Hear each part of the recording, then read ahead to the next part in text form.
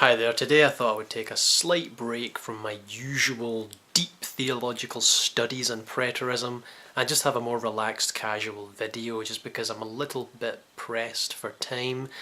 I will probably put up a deep theological study on preterism before the day's out, but with this video I'm just taking it easy to touch on a few topics of interest. Now, the first thing that came to mind was this idea of world peace being ushered in by the Messiah. A lot of people say, oh, well, it can't have happened. Jesus can't have returned, or Jesus can't have manifested in the first place because, look, there's no world peace. You get this in Isaiah 2 and Joel 3, when it speaks about the day of the Lord, and in Isaiah 2 it speaks about how they'll hammer their spears into plowshares or whatever. And basically my thoughts on that are as follows. Okay, so God's no longer in this old covenant with Israel, okay? And I think of this time, this old covenant, Old Testament time, as it's a time of command and conquer. It's a time of kings and kingdoms, and I believe that God chose a people and led them through this time, to establish them as a people, to establish them as a kingdom, and there was war and there was bloodshed, and that was a big part of life back then. That's what it was, right? But then comes the new covenant, okay, when the temple's destroyed in 70 AD, and after that time, it's sort of like God's asking man to grow up. So if you read the scriptures, you'll see how it says in Galatians 3:24 that the law was a guardian or a tutor or a guide leading us to Christ.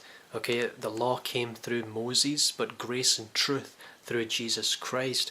So I believe it's like, God took a people through this time of, command and conquer style, just life. That was their daily, that was the nature of the times, kill or be killed, establish yourself as a kingdom, grow, flourish, raids, spies, all the rest of it, you know what I'm talking about, swords and shields and all the rest of it.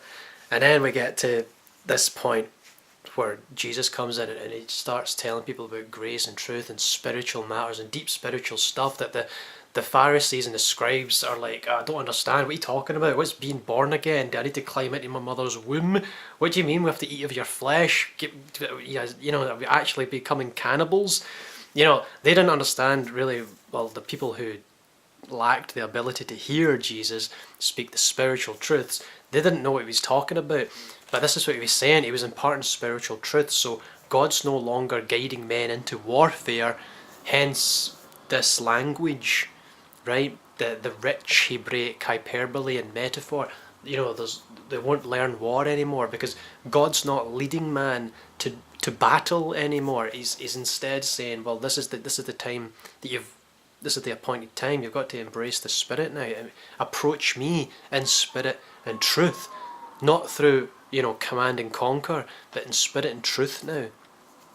So yeah, that was my thoughts on that. And as I let my mind dwell on that, you think of how God came to destroy mankind with in the Noah flood narrative. We hear of how God's upset that he created man because man's evil.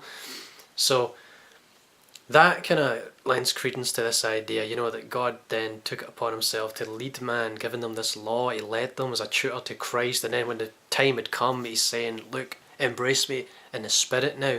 And a lot of people are kind of like, what? I don't understand. What's this? And they totally miss it. There's a line in the Old Testament. Where is it? It's a beautiful line here. I'll just find it, do a little search here. Right, that's one. Okay, yeah, here it goes. It's Joel 3:18. And it will come to pass in that day that the mountains shall drip with new wine. The hills shall flow with milk, and all the brooks of Judah shall be flooded with water. A fountain shall flow from the house of the Lord, and water the valley of Achias. But there you go, the mountains shall drip with new wine. Remember, Jesus came to bring the new wine into the new wine skins. Or, yeah, that's what it was. But remember what Jesus said, some people prefer the old, some people say the old is better. Well, don't they just, you know what I mean? Because they don't see the spiritual side of, well, I don't know how to phrase it, the spiritual side of life. They don't see, they don't sense the Spirit of God and the divine nature, and they're not tuned into that.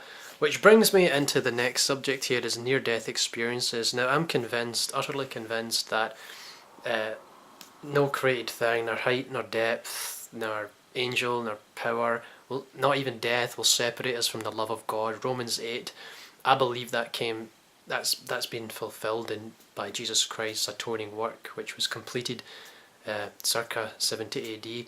So, yeah, I'm convinced that these near-death experiences are true, and one of the most convincing for me comes from a lady who's since passed away called Pam Reynolds. Now, Pam Reynolds had a aneurysm in a part of her brain that was just too difficult to get to. No one would operate on her, so she had to go out of her way to find. There's very few surgeons who can pull this surgery off, so she went out of her way to find a surgeon who was capable of operating on this aneurysm, clamping it or whatever they do. But they had to put it into a thing called hypothermic cardiac arrest, and they also had to drain blood from her body so that her heart wasn't beating. There was no blood in the brain. There was no signals. There was no electrical signals going on or whatever in the brain. The synapses were not firing. And while she was in this state, they could operate on the aneurysm. But she describes sensing what was going on. She says she could look down in the operating theatre. She could see the instruments that were being used for the operation, and she could hear conversations. Now, this is amazing. If you can imagine a drill, going into your skull while your ears are plugged and you can still hear conversation, that's great evidence. And the fact she could actually describe tools that would have been wrapped, kept in packages for sterilizing purposes.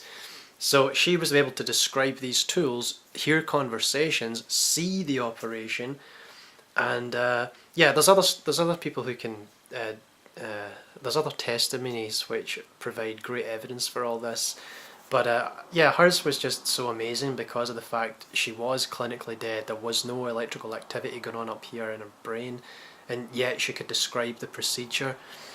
Anyways, she had this to say. What was the nature of the light when they told me that I would not be allowed to go in? I said, is the light God? And it was communicated to me, no, that the light is not God. The light is what happens when God breathes. And at that point, I remember thinking, I'm standing in the breath of God.